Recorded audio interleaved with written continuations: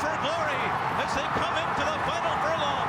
Frosted is second with 1/8 of a mile to go. American Pharoah's got a 2-length lead. Frosted is all out at the 16th pole. And here it is. The 37-year wait is over. American Pharoah is finally the one. American Pharoah has won the Triple Crown. Never get enough of that. You know him, you love him. There's your Triple Crown champion, American Pharoah, and we now have confirmation that he will indeed go to the Haskell Invitational for his next start, $1 million Grade 1 event, an event that Bob Baffert has owned. We thought that was going to be the natural spot, and now they've declared their intentions. You could hear me cheering, couldn't you? I did. You could distinguish my cheering from the others at Belmont Park. That American Pharoah won the Belmont Stakes. Yeah, this is not a big surprise. No. I don't think. Zayats are from New Jersey, so you have the owners that are from the state, and you have a trainer that has owned the race in Bob Baffert, and it seems like he wins this race literally almost every year. He did it with Bayern last year, and they did go Haskell Travers, which in this day and age is somewhat unusual to run in both races that are just 3 weeks apart. Bayern did that last year, great in the Haskell, got the lead wire to wire, not so good in the Travers.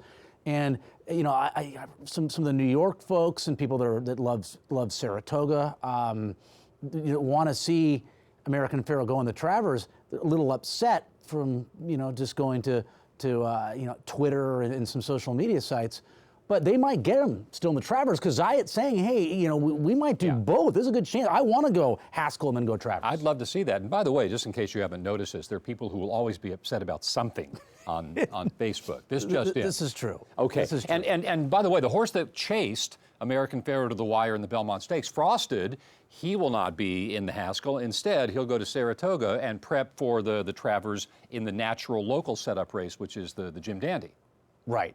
Yeah, and he's he's a really, really, really good racehorse. But Monmouth will do it right. They always do. They'll get an unbelievable crowd on hand on the Jersey Shore. Hopefully, it's one of those beach days down on the shore, 85, sunny. We'll hope for that because we've had some rainy editions of the Haskell. Rachel Alexandra comes to mind, and kind of a deluge that day at Monmouth Park, in which she opened up and I think beat males by double digits or right around 10 lengths was that margin of victory. So, yeah, I mean, there are going to be appearance fees for Baffert, for Zayat, but again, this was part of the whole process in terms of them making the decision. And I do really believe they're putting the horse first and foremost. But the money is there too, and they're getting the best of both worlds. I think the money and Monmouth will do it right, and it's in their own backyard, so it makes all the sense in the world. Right, and just to piggyback on that last point you made, this is the first step in the process that we were led to expect, which is American Pharoah racing through to the end of his 3-year-old campaign. Maybe 4 more starts for our Triple Crown champion,